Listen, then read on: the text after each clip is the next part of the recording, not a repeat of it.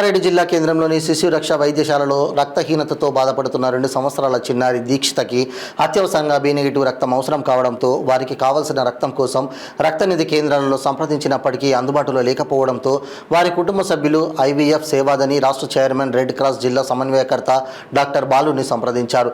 వెంటనే స్పందించి వ్యవసాయ విస్తరణ అధికారి అశోక్ రెడ్డి సహకారంతో సకాలంలో బి నెగిటివ్ రక్తాన్ని అందజేయడం జరిగిందన్నారు. ఈ సందర్భంగా డాక్టర్ బాలు మాట్లాడుతూ వైద్య రంగం ఎంతగానో అభివృద్ధి చెందినప్పటికీ రక్తానికి ప్రత్యామ్నాయం ఇప్పటివరకు అందుబాటులో లేదని, మానవత్వంతో ఉన్న వ్యక్తులు ఆపదలో ఉన్న వారికి సకాలంలో రక్తాన్ని అందజేయడానికి ముందుకు వచ్చి ప్రాణదాతలు కావాలని విజ్ఞప్తి చేశారు.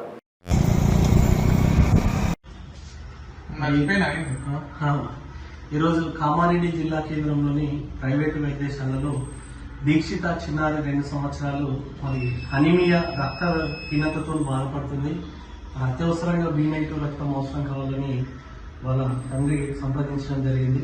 మరి వారి పిలుపు మేరకు అత్యవసరాన్ని దృష్టిలో ఉంచుకొని అగ్రికల్చర్ ఎక్స్టెన్షన్ ఆఫీసర్ వ్యవసాయ విస్తరణ అధికారి అశోక్ రెడ్డి గారికి తెలియజేయడంతో ముందుండి రక్తదానం చేశారు. ఇప్పుడే కాదు, 5 సంవత్సరాల నుంచి ఎప్పుడు రక్తం అవసరం ఉన్న సంవత్సరానికి 4 సార్లు బి నెగిటివ్ ఇస్తున్నారు.